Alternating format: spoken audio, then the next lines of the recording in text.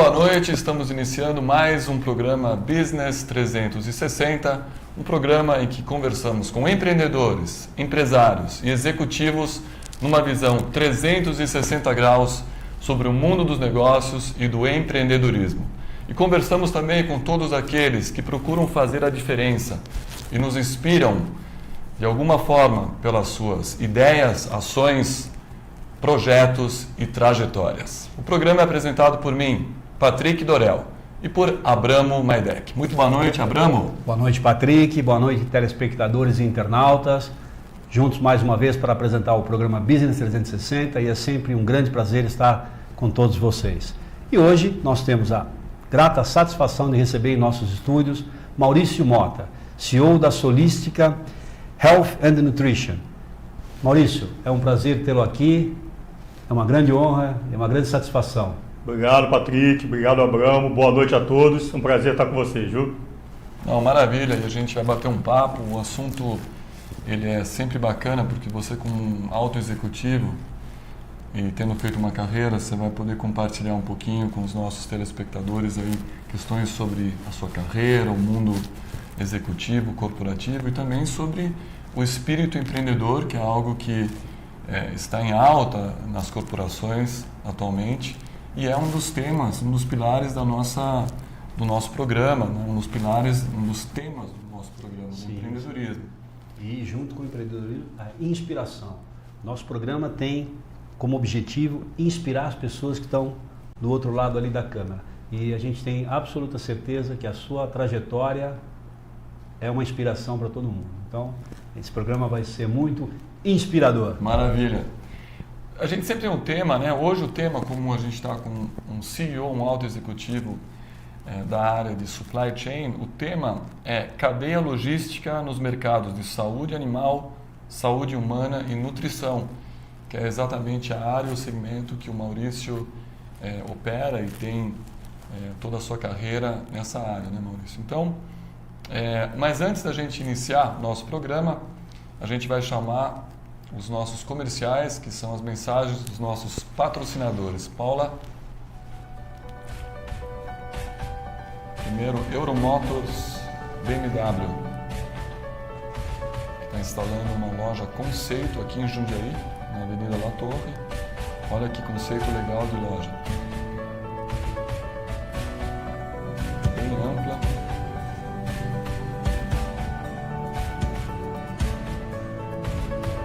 Inauguração em março de 22. Exato, uma loja tanto para motos como para carros. O legal desse conceito é que inclui vários setores dentro da loja. Então tem barbearia, coworking, game para os filhos, quando você deixar o carro para fazer a manutenção. Primeira loja conceitual nesse estilo da Euromotors BMW na América Latina. Então, bem legal para a nossa cidade, Jundiaí. BMW vindo com força aqui para Jundiaí. Olha que legal aqui, um simulador.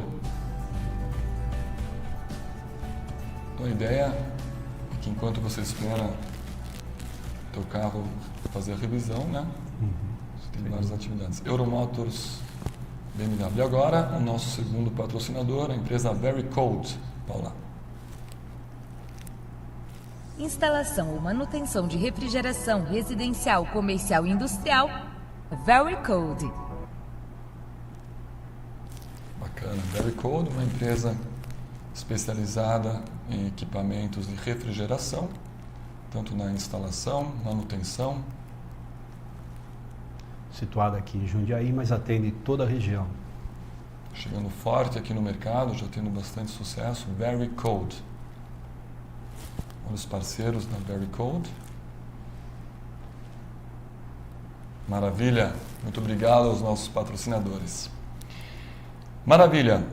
Maurício, vamos então iniciar nosso bate-papo descontraído, tranquilo. A primeira pergunta que a gente sempre faz para os nossos convidados tem a ver com um dos temas do nosso programa, que é o empreendedorismo. Então a gente sempre aproveita e faz essa pergunta para ter a perspectiva do nosso entrevistado sobre esse tema. E aí não tem certo, não tem errado, é a percepção do que o nosso entrevistado, seja empreendedor ou executivo, pensa a respeito desse tema. A pergunta é, na sua opinião, o que é ter espírito empreendedor? Bom, Patrick, excelente pergunta, viu? Bom, eu sou executivo há mais de 25 anos, né? E quando eu penso sobre espírito empreendedor, acho que muitas pessoas podem pensar que é um empresário empreendedor, né? Mas eu realmente acredito que o espírito empreendedor pode ser no empresário, pode ser no executivo, e eu acho que tem muito a ver com algo que eu acredito muito, que é, de fato, parece um pouco clichê, mas é aquele velho bom sentimento de dono, é a pessoa que se automotiva e a pessoa, principalmente para mim, que consegue transformar um bom plano ou um plano em execução, né, em ação.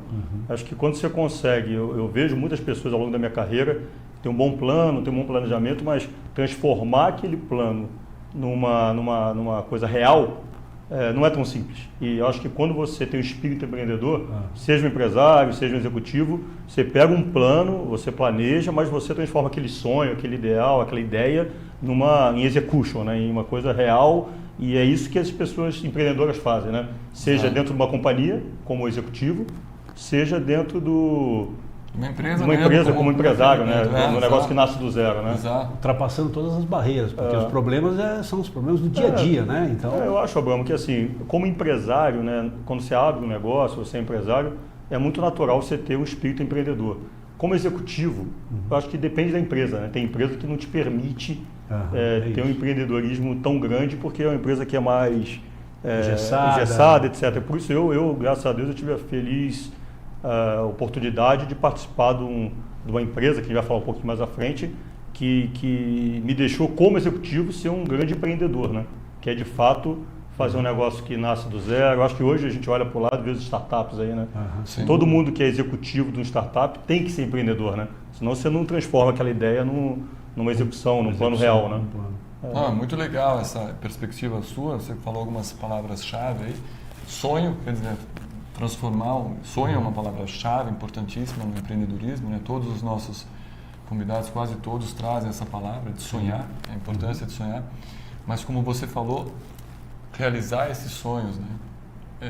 Materializar esses sonhos. Exatamente. Execução é uma coisa importante. A gente brinca, né, Abramo, que o empreendedor que só sonha, na verdade, é um poeta. Né? Tem essa parcela de sonho, é muito importante, mas concretizar, né, com todas as dificuldades, com a resiliência que é necessária, ainda mais no Brasil, né? Vamos dizer assim, com as grandes dificuldades que o Brasil tem. Isso é muito bem visto, todos os executivos que estiveram aqui falam, não, na nossa empresa lá, eles valorizam, né? Eu gosto muito do espírito de dono. Quando você tem o espírito de dono, a coisa é uma outra coisa, entendeu? Porque você entende que aquilo é a tua empresa, faz parte da tua vida. Mesmo como executivo, né, Bruno? Mesmo como executivo. É exatamente isso que eu penso. Isso vai dar o melhor. E quando você tem esse espírito, você não precisa mesmo como executivo, você não precisa de um chefe que te motive, você se automotiva, né? E esse é o espírito do empreendedorismo. Uma coisa que eu acho bem interessante do empreendedorismo, né, e tenho visto muito, acho que na pandemia agora isso foi muito aumentado, diria, amplificado, que é aquele negócio, né? Muitas vezes, se a empresa não te permite ser empreendedor, porque a empresa é muito engessada, eu acho que tem uma questão que é assim, né? Eu até brinco um pouco que, às vezes, eu vejo as pessoas que são empreendedores no amor ou na dor, né? Porque no amor, às vezes, você tem uma ideia, tem um plano e tem a capacidade de implementar. E na dor é aquele negócio, né?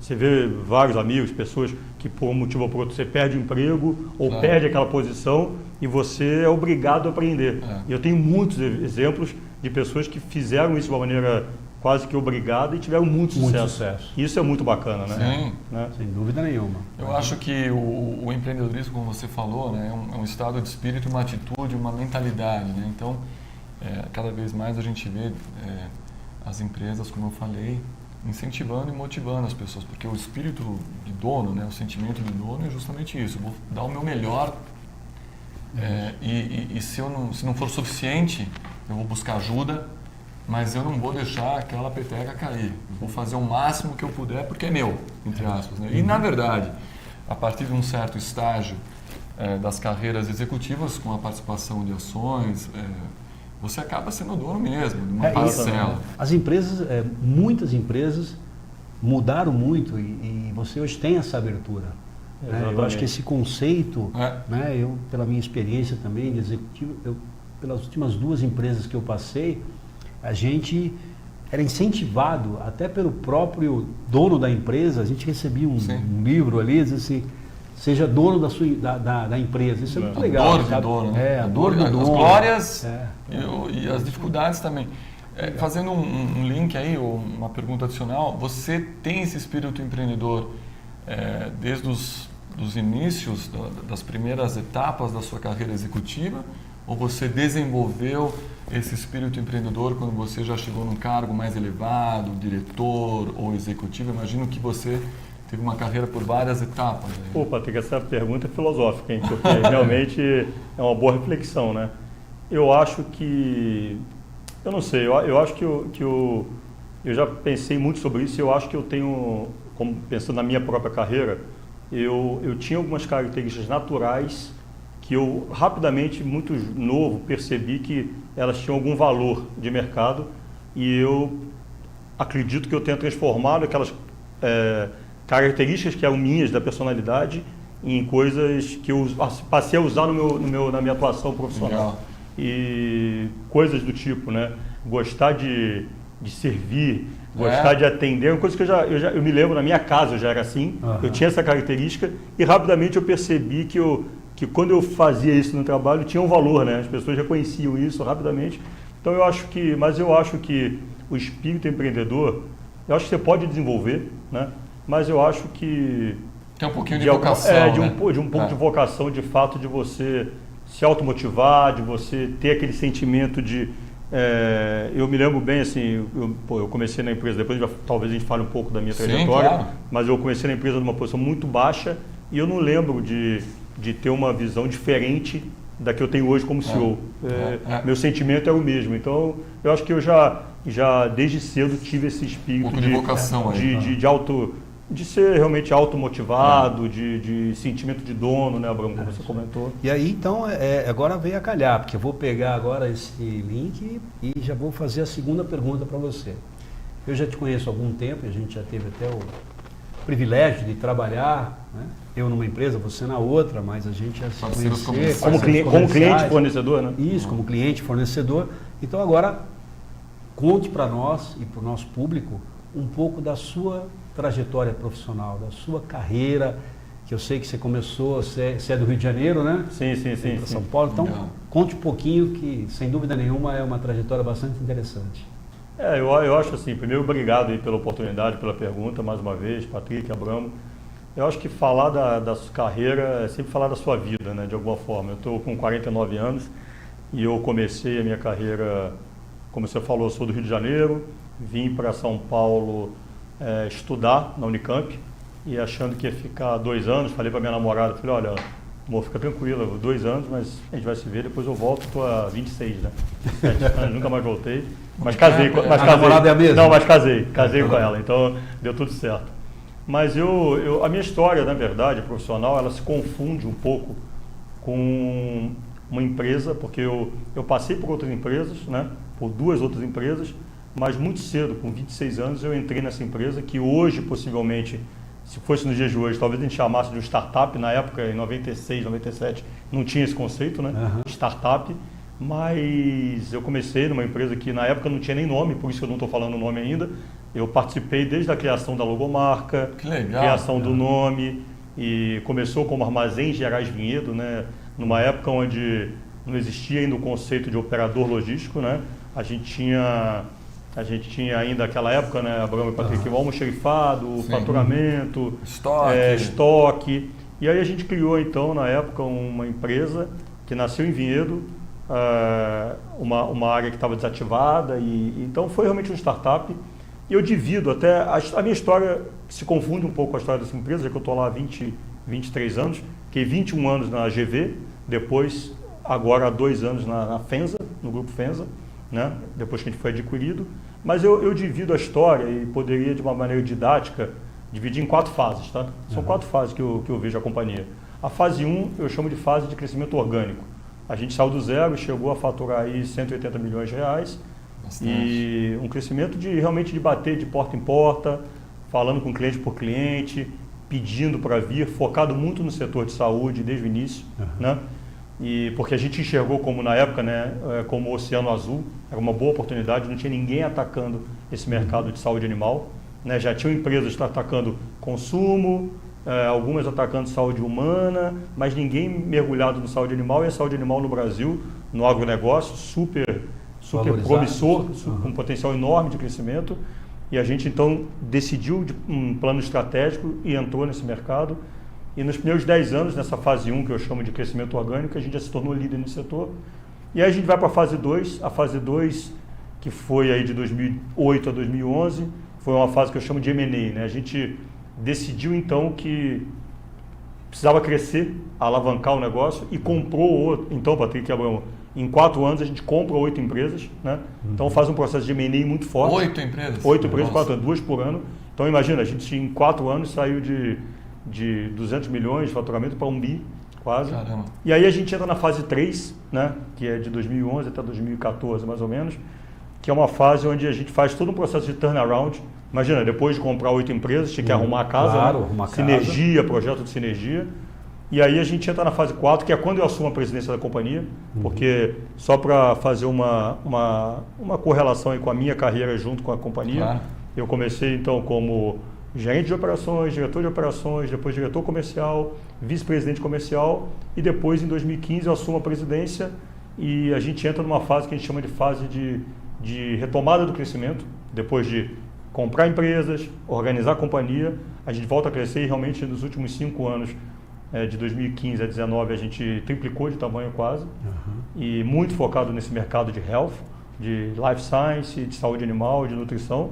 E a gente então em 2019 vende a companhia, eu já como sócio da companhia também, a gente vende a companhia para o Grupo FENSA, e aí é uma história muito bacana, porque agora a gente é uma empresa se transforma numa empresa de 300 mil pessoas na América Latina. Nossa, né? Quantas mil? 300 mil pessoas Enorme, na América Latina, o Grupo enorme. FENSA. Eu faço parte do Grupo Solística, que é o braço logística de logística do Grupo FENSA, e como head dos negócios no Brasil para a saúde. E agora a gente no momento de implementar toda uma estratégia de liderança de saúde, não só para o Brasil, mas para toda a América Latina, porque nós já somos líderes na Colômbia também. Na América Central a gente já é líder, no México a gente começa um negócio forte em saúde, e no Brasil a gente já é líder também nesse mercado. Então é uma história, é um case na verdade, é muito interessante, porque a gente começou do zero e chega a um negócio, a uma venda da companhia por um deal muito bacana, muito bem feito. Então é uma história, é um case de maravilhoso, sucesso. é uma carreira fantástica. E você, assim, você fala em fase 1, praticamente tem a fase 0 também, porque a fase 0 é justamente a fase quase empreendedora, né? De montar o negócio. E você, sem querer ser, você foi empreendedor nessa parte, de montar o logo, fazer o plano de negócio. Você participou praticamente, e na época era o Vasco. A gente tinha família, na época que eu cheguei na companhia em 98, a família, né, o Vasco era o presidente da companhia, e ele ficou como presidente até 2013, e depois, eu fui o terceiro presidente, né? A família, o Vasco o primeiro presidente até 2013, um grande empreendedor, de verdade.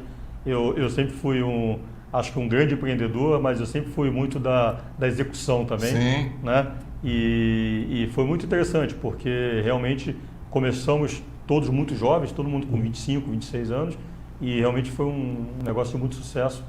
E o que eu acho interessante, Patrick e Abraão, falando de carreira, né, é que até uma reflexão, né, para essa juventude hoje que está aí, né, que hoje, quando você olha e fala, poxa, trabalhar 23 anos na mesma companhia, e eu ao longo dessa minha trajetória, eu sempre me perguntei, falei, poxa, eu estou há 10 anos, nossa, estou há 15 anos, e aí recebi oportunidade de mercado, né, porque todos nós, isso acaba acontecendo, mas eu sempre pensei muito, e olho esses 23 anos, e sempre olhei que eu acabei passando por crescimento orgânico, M&A, venda de empresa, compra de empresas, turnaround.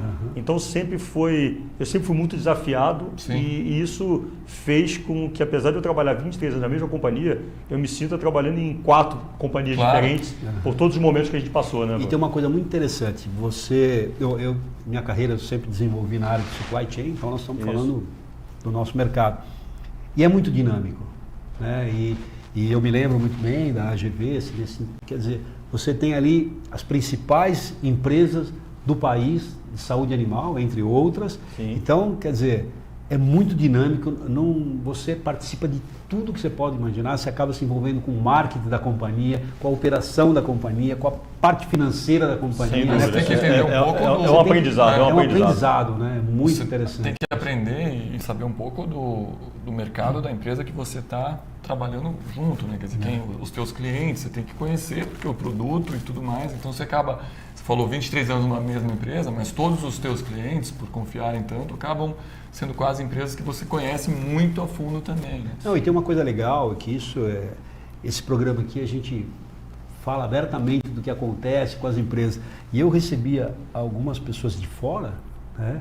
E a AGV já era uma referência, né? No mercado de saúde animal. Então as pessoas, Bramo, vamos conhecer a AGV, né? Claro, temos a possibilidade da AGV. Então isso é super importante, né? Para o próprio grupo de vocês na época. E um outro comentário, né, que eu gostaria de fazer, apesar de que hoje algumas tendências falam, não, é super importante você passar por várias empresas, sim, tem essa linha de pensamento, mas quando você chega a CEO de um grupo grande, ninguém chega a ser CEO se não reúne todas as características necessárias e competências. Então, como você passou essas 4 fases, moldaram as suas competências a ponto de você ser o CEO hoje. O CEO é o que tem que entender de todas as áreas, não importa. E hoje o grupo FEMSA é um gigante, né? Então a gente já vai até fazer o link para a próxima pergunta, né? Que conte um pouco sobre o grupo Solística, sua história e atual momento. Você já explicou um pouquinho, tudo faz parte de um grande grupo, que é um grupo mexicano. Sim. Mas explica um pouquinho assim, FEMSA, Solística, já explicou um pouquinho, e a AGV, como isso é composto, né, de onde veio, e também um pouco do futuro aí nesse grande grupo. Perfeito. Eu acho assim, a gente, o grupo FEMSA, ele é formado por 3 torres de negócios, né? Acho que todo mundo conhece, você tem a FEMSA Coca-Cola, né? Que é a FEMSA, então ela é sócia da Coca-Cola em toda a parte de envase, venda e distribuição da Coca-Cola, né? É sócia, né? Sócia, ela tem 47% do negócio Coca-Cola na parte de envase, distribuição e venda. América Latina. Isso. A gente tem a FEMSA Comércio, que é uma torre de varejo, né? Que acabou de comprar, tem 2 anos, 3 anos que comprou no Brasil o Grupo Select, lá da Raizen do Shell, no posto, as lojas de conveniência do Shell. Já estamos nessa torre de comércio com 100 lojas, não sei se chegaram a ter a oportunidade de ver em São Paulo, Campinas, a Oxxo, né? A Oxxo, que é uma loja de conveniência que para vocês terem uma ideia, no México são 19 mil lojas, então é um negócio gigantesco. Então a FEMSA Comércio, essa torre, é uma torre de varejo que o grande negócio são lojas de conveniência e rede de drogarias, de farmácias. Em toda Chile, são 13. E depois a terceira torre é a torre que a gente chama de negócios estratégicos, que é uma torre onde a Solística existe, né? São 4 empresas dentro do negócios estratégicos e a Solística é uma delas, é a maior, né? A Solística, na verdade, ela nasceu como uma área um departamento de logística dentro do grupo FEMSA, né? Chamava-se FEMSA Logística. Até o momento que falava FEMSA Logística, lembrava-se de Coca-Cola e para desvincular um pouco e criar uma marca fortalecida para atender o mercado, se criou a marca Solística de soluções logísticas. E a gente hoje, a FEMSA hoje está em 13 países da América Latina, né? Com um foco muito forte em ser nosso lema é ser o parceiro preferido dos nossos clientes para a América Latina. E a Solística, como logística, a gente está hoje em 7 países, não nos 13, mas tem potencial para chegar em 13 ou mais. Já temos operações também nos Estados Unidos, no Texas especialmente. A matriz fica em Monterrey, no México.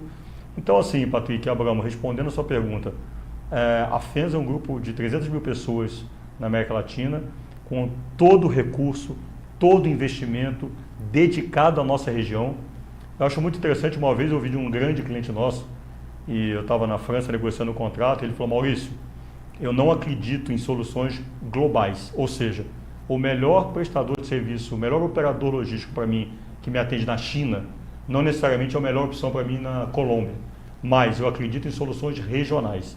Então eu quero ter um parceiro na América Latina, um parceiro na Ásia, um parceiro na Europa. Então realmente eu acredito muito nisso. E com as suas peculiaridades de cada local. Bruno, porque você veja, né? A América Latina é uma região que a gente sabe, né? Toda a nossa estabilidade política, econômica, e não é qualquer empresa multinacional que tem, Patrick, a capacidade que a FENSA tem de investimento nessa região.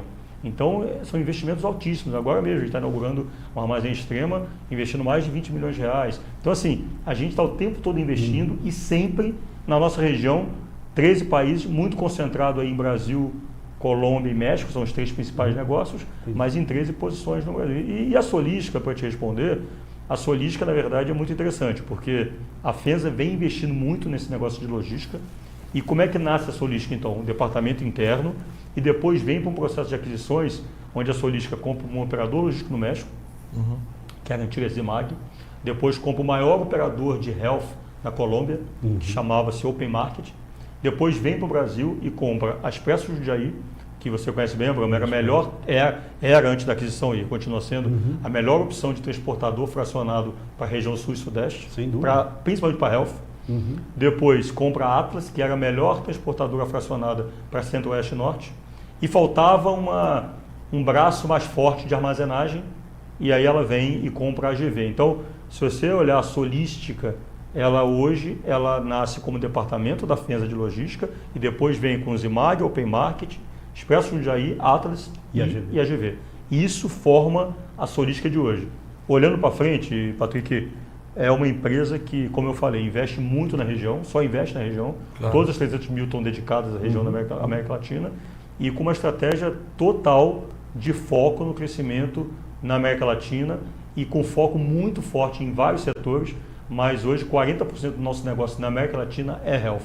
Então, o setor de health, aí eu falo de saúde animal e saúde humana, são a nossa prioridade na América Latina.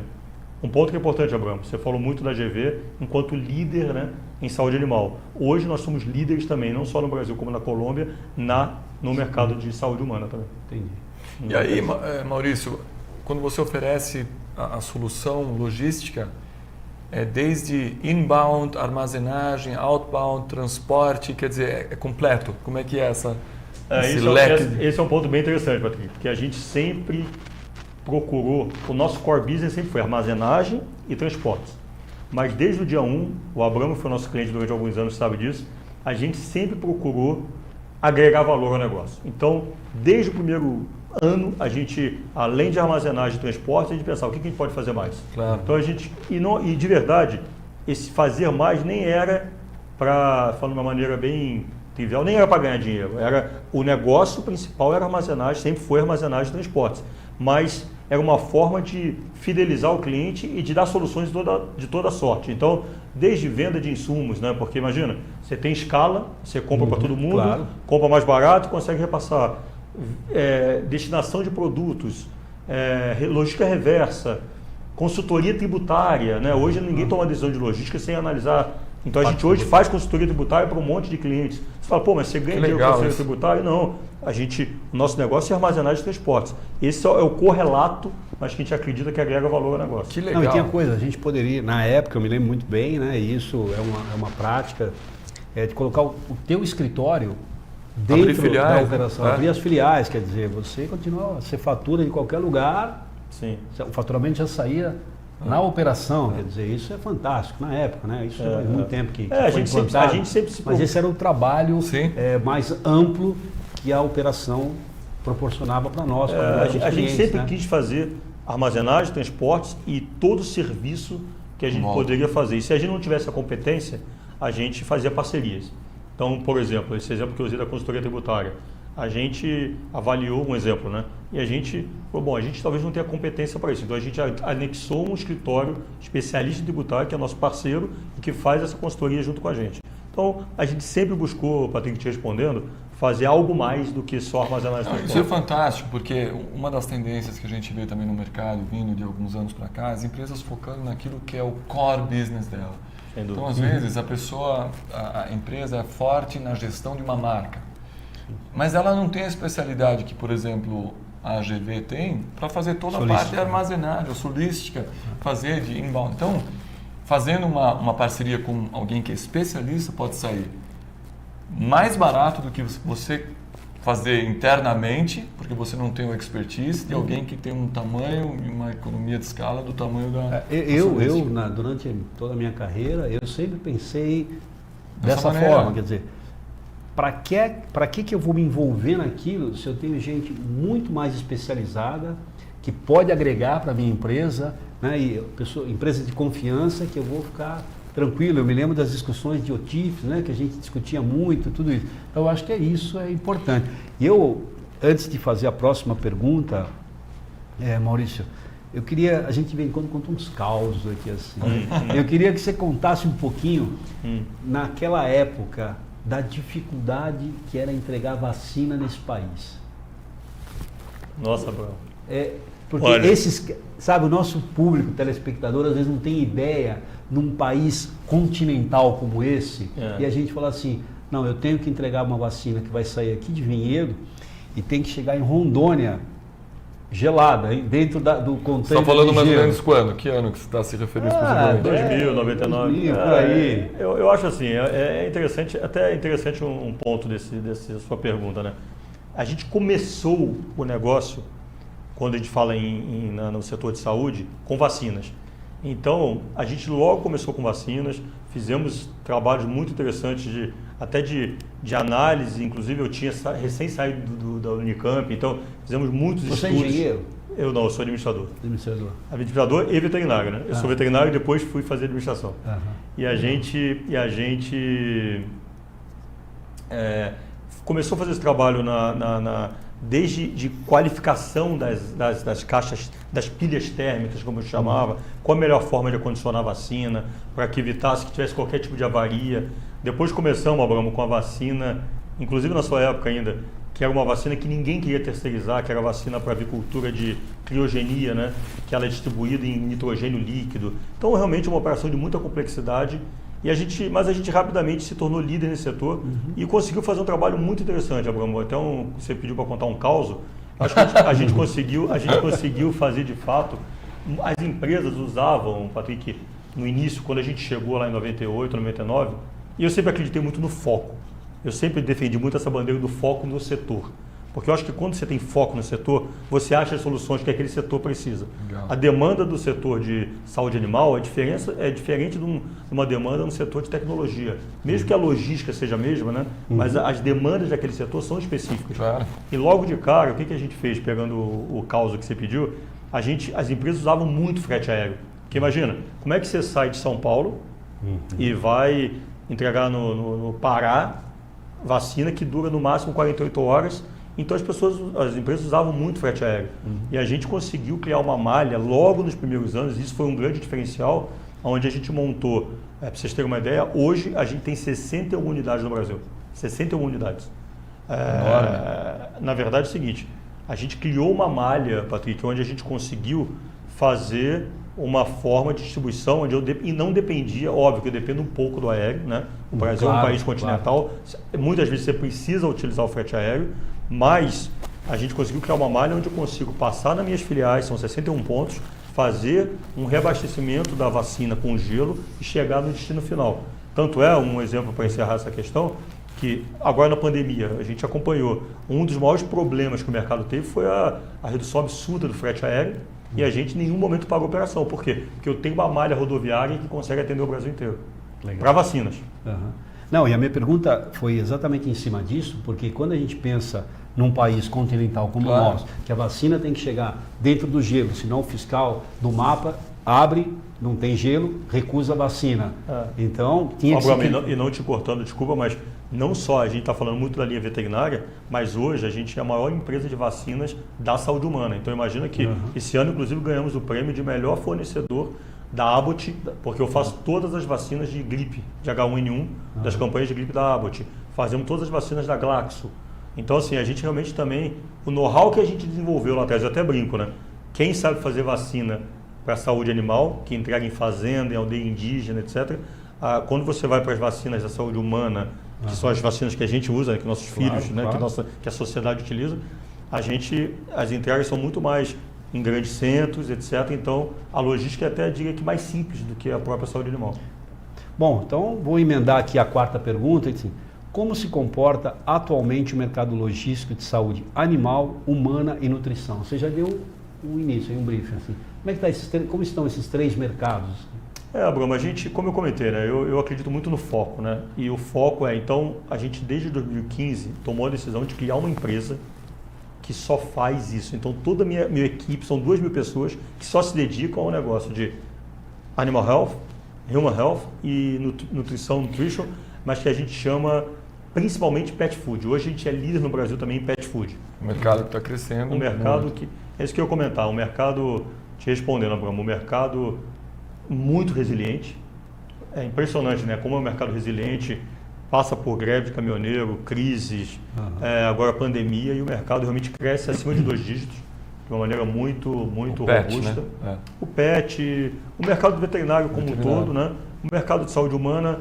O mercado de saúde humana você tem que dividir um pouco entre farma, que são medicamentos, e a linha médico-hospitalar, né? A médico-hospitalar sofreu um pouco mais, porque imagina, se suspenderam todas as cirurgias. Devices que a gente chama. Exatamente, então é o médico device. Então, mas é um mercado muito resiliente, né? Acho que é o mercado de saúde, de uma maneira geral, um mercado muito resistente, né? Às mudanças, a toda a situação de mercado. Agora, obviamente que é um mercado que tem tido muitas mudanças, né? Se a gente for falar um pouquinho, por exemplo, de saúde animal, na linha PET, uma discussão muito forte, uma reanálise muito grande do canal de distribuição. Então, você ouve o tempo todo o go-to-market, né? Uma revisão do go-to-market, né? Como é que eu chego no mercado, se eu vou via distribuidor, se eu vou via venda direta, e já, inclusive, uma discussão muito forte e já caminhando até para e-commerce, né? Então, já existe um movimento muito forte, principalmente da linha PET, né? Principalmente da PET, seja PET VAC, ou seja, a linha de medicamentos, como PET Food também, né?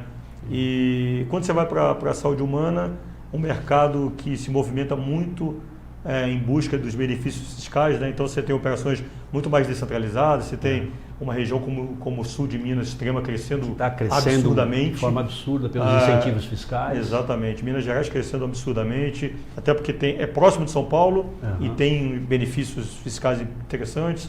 Assim como o Rio de Janeiro também cresce, Goiânia, Santa Catarina. Então, ou seja, o mercado de life science buscando muito mais esse ganho fiscal, porque são fatoramentos muito altos. O mercado de saúde animal, principalmente no PET, com crescimento muito expressivo e nesse projeto aí, nessas mudanças de canal de distribuição, no famoso aí go-to-market, migrando inclusive para o e-commerce, como eu comentei. É isso que eu ia comentar, a gente vê também uma tendência muito grande de e-commerce, né? Sim. E o Grupo Solística está bem inserido nessa tendência também. Sim, hoje não vou nem falar aqui só do mercado de saúde, né? Mas hoje a gente faz operações grandes, que são empresas muito focadas em e-commerce, como o Boticário, como o Duterra, né? O Duterra é uma empresa que, não sei se vocês estão acompanhando, mas de óleos essenciais, que 100% via e-commerce e não para de crescer, a gente faz toda a operação deles. Sim. Então, o mercado de saúde, ele ainda está mais tímido no e-commerce, né? Você já tem mercados que estão mais arrojados, mas é uma tendência, sem dúvida, né? É que o mercado de saúde, né, Patrick, ele tem, quando você vai para o e-commerce, ele ainda tem algumas questões, mas você vê empresas que hoje vendem toda a linha de pet food só via e-commerce, né? E tem faturamentos altíssimos, então tem crescido muito também, né? Você falou de 300 mil funcionários do grupo na América Latina e falou de 2.000 funcionários aqui no Brasil. 2.000 são só Health Brasil. Só Health Brasil. Isso. Não, mas é um grupo enorme, 2.000 funcionários. Em termos de faturamento, o Brasil é o principal aqui do grupo. Quando você pensa na Solística como todos, são 7 países, os 3 principais são na ordem: Brasil, México e Colômbia, né? Não. O Brasil o Brasil supera, exatamente. O Brasil o Brasil, quando você olha a América Latina e com todo respeito à nossa região, mas é um país muito e quando fala do agronegócio, né? Então você está envolvido nisso. O México também tem. A Colômbia também é um país forte, mas é um país menor, né? É um país menor, né? Então. Não. Aqui a gente está em Jundiaí. Jundiaí tem uma vocação de ser um centro logístico, né? Sim. E você fica, quer dizer, o principal local de armazenagem é Vinhedo, que é aqui próximo também, né? Patrick, não te corrigindo, hoje a gente, como eu te falei, a gente está em 61 pontos no Brasil, pontos. Mas os grandes estados hoje são Minas, sul de Minas, Goiânia, Rio de Janeiro e obviamente que o principal é São Paulo. Pernambuco a gente também tem operações grandes, mas São Paulo hoje a gente está nesse raio aqui que é Vinhedo, Jundiaí, Cajamar. Então de Cajamar até Vinhedo, passando por Jundiaí, é o nosso grande centro. Hoje eu te diria até que Vinhedo é onde a gente nasceu. Exato. Mas Cajamar hoje a gente já tem mais de 120 mil metros de armazenagem. Falando em posições para as pessoas que estão nos ouvindo, né? Então, a gente gosta porque o nosso público depois, a gente recebe feedback, diz assim, poxa, eu nem imaginava o que é isso, desse tema, então as pessoas aprendem, então é muito legal. Fala um pouquinho, quantas mil posições, Posições de pallets? Posições de pallets tem hoje a Solística? No Brasil, estou falando no Brasil.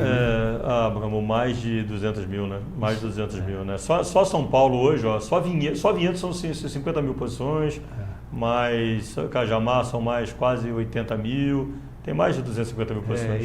Isso é importante para você ver o tamanho, a grandeza, né? Quando você fala em 200 mil posições de pallets. É porque esses 61 pontos que a gente tem hoje, espalhados pelo Brasil inteiro, a grande maioria são armazéns, mas a gente também tem pontos de cross-docking, né?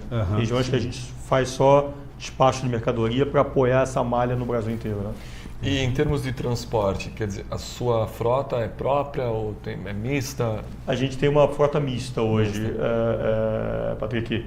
A gente tem uma frota própria, agora acabamos de comprar quase 100 carretas refrigeradas e a gente trabalha também muito com autônomos e também com empresas de fracionado. Então a gente tem um modelo mix de modelo, mas eu acho que o interessante, hoje eu acho que com certeza não vai dar tempo de a gente aprofundar nesse assunto, mas especialmente no mercado de saúde humana, a agenda principal do momento é a RDC 430 e a RDC 319, que basicamente, eu acho que não vai dar tempo hoje pelo tempo do programa, mas só para vocês terem uma ideia, a 430 é uma nova lei da Anvisa que obriga o que exige a climatização de todos os caminhões. Então a gente já começa um investimento muito alto e não são muitas transportadoras que vão conseguir ter essa capacidade. Porque imagina, se atender, Abramo, o Brasil inteiro, para toda a linha de medicamentos com caminhões que sejam climatizados ou refrigerados.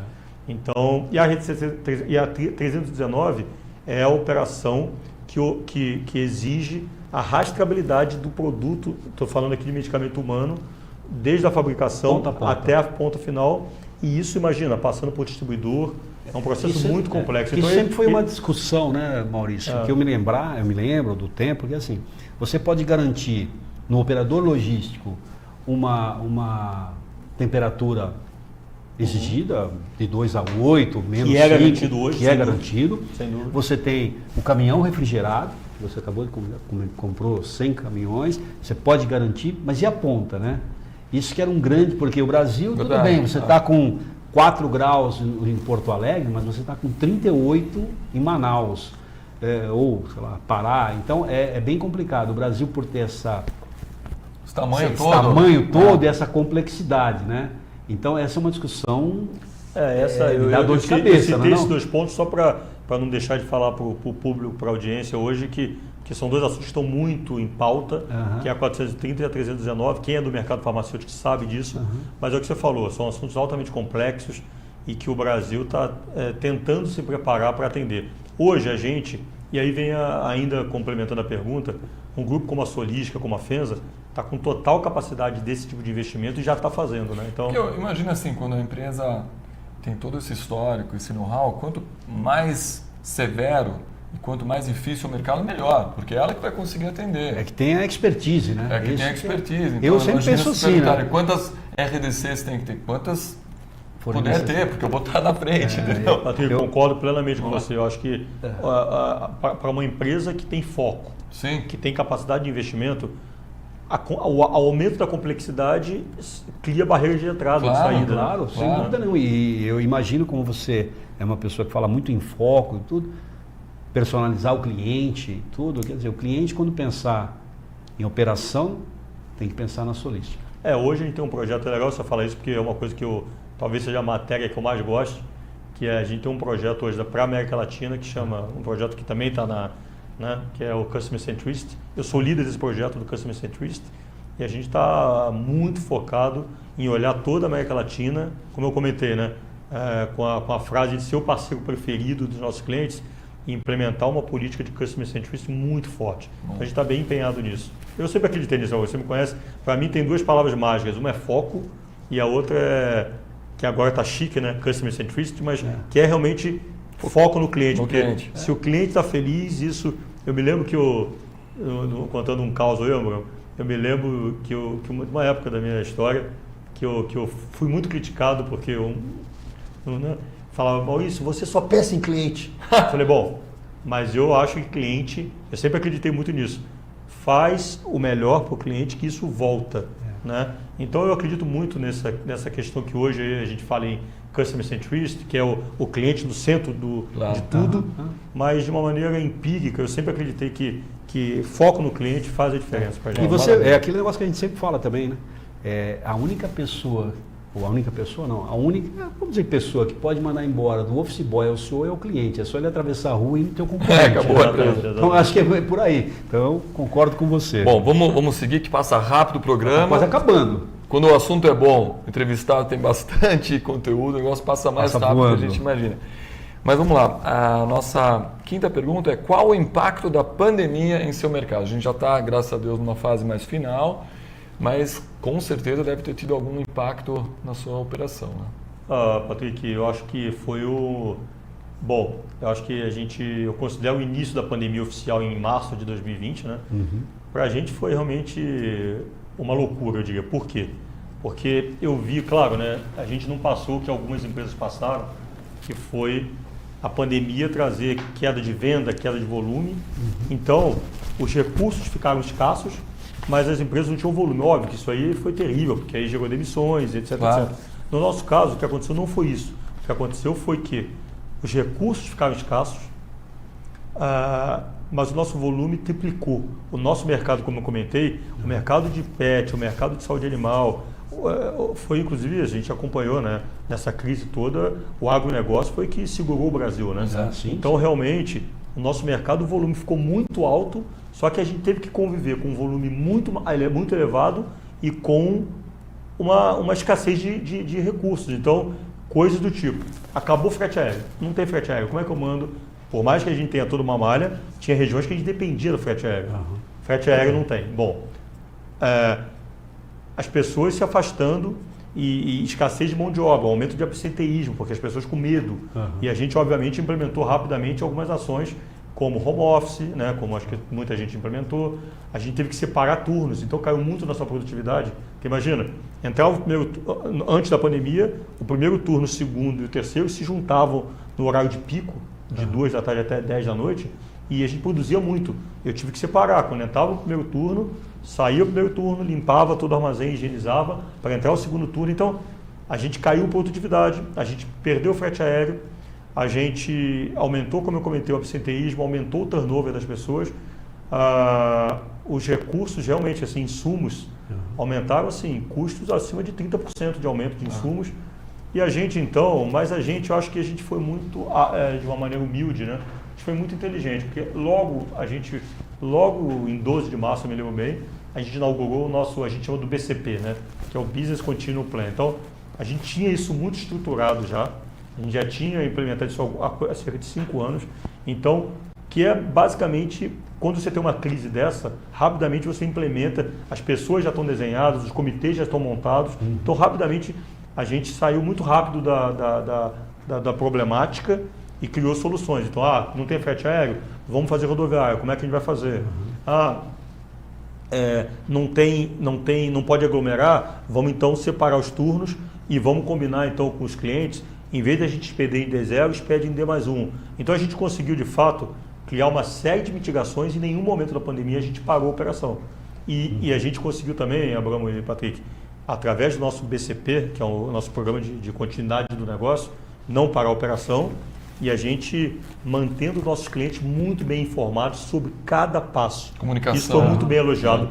Todo dia, mas diariamente, ao meio-dia e no final do dia, durante mais de um ano, saiu um comunicado, atualização do nosso grupo de BCP, dizendo, olha, como é que está a volumetria, como é que está a situação. Então, a nossa comunicação com nossos clientes foi muito positiva. Maravilha.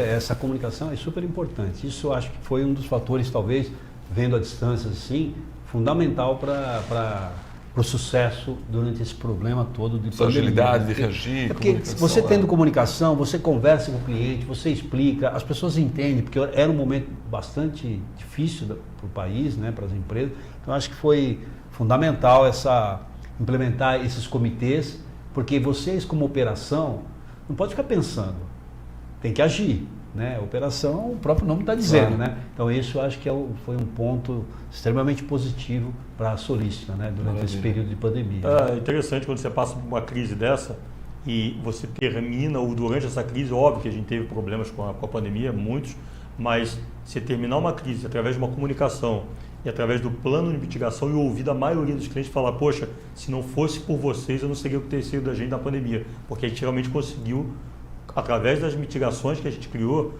não parar a operação em nenhum momento. Né? E essas operações, só a gente está com tempo adiantado, mas dá para falar. As pessoas às vezes pensam, né? Você está falando em entregar uma vacina para lá de Santarém. Então você pega um avião, o avião para em Santarém, não sei se tem aeroporto em Santarém agora ou não tinha aeroporto em Santarém. Aí você pega um barco, 4 dias no barco para vacinar o gado contra febre aftosa, a não sei quantos mil quilômetros daqui. Então, só quem trabalha em operação num país continental realmente é uma loucura. Sem dúvida. Maravilha. Vamos agora para uma etapa de novo que é dos comerciais. Paula, por gentileza, os nossos 2 patrocinadores. Primeiro a Euromotors BMW. Mais uma vez aqui a loja da Euromotors BMW, que vai ser instalada agora no início de 2022. Uma loja conceitual. Primeira loja conceitual nesse design da América Latina, da Euromotors BMW, que reúne o conceito de ter vários segmentos diferentes dentro da mesmo espaço. Para trazer tranquilidade para o cliente, com coworking, para ele continuar trabalhando enquanto os mecânicos fazem a manutenção do veículo. Pode cortar o cabelo, vai ter uma barbearia, tem ali um simulador para as crianças ficarem brincando ali, quer dizer, uma área de café maravilhosa, realmente um conceito bastante diferente que a Euromotors traz para Jundiaí. Na Avenida La Torre, então, em breve, a inauguração. Para motos e para carros. Também passando o simulador.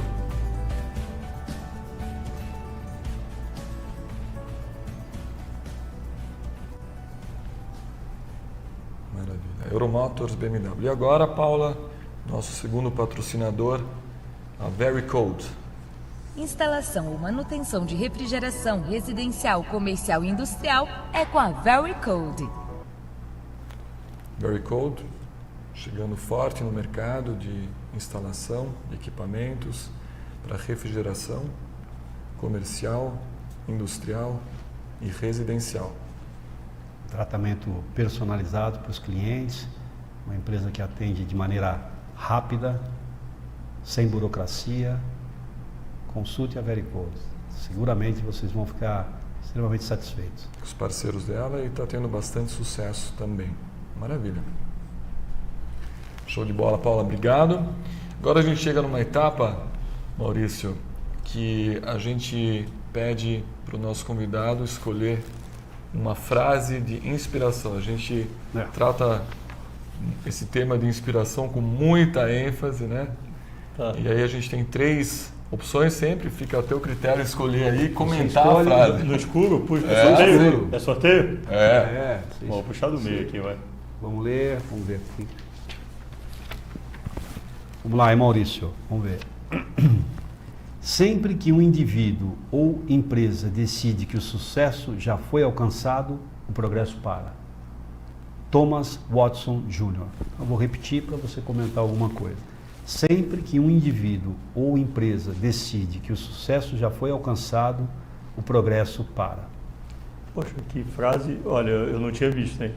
Eu realmente acho uma frase muito interessante, porque eu sempre pensei muito. Teve uma época da companhia, imagina o seguinte, né? A gente líder em saúde animal, uma empresa que saiu do zero, líder em saúde humana, e eu lembro durante um período dessa trajetória que eu lutava muito com o que eu chamava de... A gente não pode ter arrogância corporativa, né? Não é porque a gente é líder nesse setor, ao contrário, né? Quando você se torna líder no setor ou atinge o sucesso, o seu desafio é ainda maior, né? Que a manutenção disso é muito mais desafiadora, porque, lógico, atingir um patamar de sucesso, a uma liderança de setor como a gente atingiu, é muito satisfatório, muito gratificante, mas o que eu chamo aí de arrogância corporativa, você não pode se achar líder, porque se você se achar o líder, se você achar que você chegou no topo, o que acontece é que você começa a não dar valor às pequenas coisas que você dava para chegar lá. E eu realmente acredito muito nessa frase, acho que a gente é líder de setor, eu saí como gerente de operações para presidente da companhia e eu até hoje acho que realmente a gente não fez nada, porque realmente eu acho que tem que continuar fazendo, porque os negócios são frágeis. Se você não continua fazendo, assim como você cresceu, você pode decrescer. Eu acredito pode se acomodar nunca, né? E quando você cresce, né, o progresso, os seus clientes passam a exigir mais de você, né? Isso é fundamental, porque tem qualidade, você acaba sendo referência, né? E você acaba exigindo mais do seu operador, né? E aí não tem como, é o progresso. Vou usar uma metáfora absurda aqui, a mesma coisa que você namorar, vai casar, e aí casar, você falou, agora casei, acabou. Então não vou mais para Paris, não vou mais viajar com a minha mulher, não vou mais jantar fora. Não, o investimento é permanente. Se você achar que você já chegou no patamar, no ápice, você perde Eu sempre acreditei muito nisso e chamava um pouco de arrogância corporativa. Acho que a humildade, eu acredito muito que a humildade do ser humano e das empresas são o que fazem a diferença, na verdade. Não tenha dúvida. E eu acho que todo líder que tem esse espírito, né? E hoje a gente vê muito diversidade, e as pessoas tratarem muito bem os seus funcionários, as pessoas, o respeito. Então, eu que conheço você já há um pouco de tempo, como eu conheço o Patrick, eu acho que a gente está na mesma vibe aqui, né? Todos nós respeitamos as pessoas que estão dentro das nossas companhias, né? Sem dúvida. Isso eu acho fundamental. E muita gente está tentando conseguir isso. Já que a gente tem que se valorizar mesmo. Você não concorda, Patrick? Não é isso mesmo? 100%. É isso, tem que ser assim mesmo. E nesse espírito dessa entrevista que está chegando agora quase já ao final, e com todas essas histórias inspiradoras da sua trajetória, suas visões que você compartilhou aqui com o nosso público, a última parte da nossa entrevista é uma dica, né? Os nossos telespectadores, nossa audiência assistiu. Você com certeza tem muita gente assim, nossa, como é que ele fez? Explicou tudo, como é que você fez e como é que aconteceu. Mas eles querem ouvir agora uma dica sua que pode ser de empreendedorismo, pode ser de vida corporativa, mas se você fosse dar uma dica para os nossos telespectadores para ter sucesso, qual seria essa dica? Olha, Patrick, eu acho que é interessante, né? Porque talvez se me perguntasse no início do programa eu tinha pensado outra coisa, mas depois da gente conversar sobre isso tudo, a dica que eu poderia dar eu acho assim, né? Qualquer executivo, qualquer empreendedor, qualquer profissional tem um lado técnico e tem um lado comportamental, né? E eu acho que assim, óbvio que o lado técnico é muito importante, a faculdade, o mestrado, os cursos que você vai fazer, as línguas que você vai falar, mas eu acho que o lado comportamental, ele é o que faz uma pessoa ter ou não ter sucesso, na minha opinião. E eu acho que a dica que eu poderia dar não para pessoas como nós, que já tem uma trajetória, mas talvez para as pessoas que estivessem nos assistindo, que estão começando a carreira, que estão com seus 30 anos, se automotive, acorde cedo, acredite em você e seja não o sentimento de dono que a gente vai buscar no MBA, mas se sinta dono do que você está fazendo realmente, porque eu acho que o maior segredo, quando eu olho a minha história, o maior segredo, assim, o que eu mais vejo, que eu acreditei, era desde o primeiro dia achar que eu era o dono, até chegou um momento que eu achava que até fiz um pouco de terapia, porque eu realmente achava que eu era o dono e eu não era. Então, teve uma hora que eu falei, bom, eu não sou o dono. Então, assim, realmente, a dica que eu posso deixar para quem está aí começando a carreira ou querendo empreender, se sinta dono e execute, né? Acorda cedo, se automotiva, não espera alguém, um chefe ou o que for, ficar te motivando. Você não precisa disso, né? A motivação está dentro da gente. Então, acho que a maior dica que eu posso dar acredite e se sinta dono do que você estiver fazendo. Maravilhoso. Maravilha. E nesse sentido e com essa última mensagem. A gente está chegando ao final do nosso programa e gostaria de agradecer muito a presença do nosso convidado especial, Maurício Mota, pela entrevista muito inspiradora, né? Muito rica, muitas informações. E o que a gente sempre busca, essa inspiração, hoje teve de sobra, né? Pelo Maurício. Então, obrigado, né? Pela presença. E com certeza a gente vai talvez ter oportunidade no futuro novamente de te entrevistar, né? Patrick, Abramo, não sei como te agradecer a vocês pela oportunidade, parabéns aí, acho que muito interessante, muito inspirador o programa e fiquei muito feliz de participar de verdade. Nós que agradecemos e esperamos você numa próxima oportunidade aqui. Maravilha. E a gente também gostaria de agradecer a audiência do nosso público. Até o próximo programa Business 360. Fiquem todos muito bem e boa noite.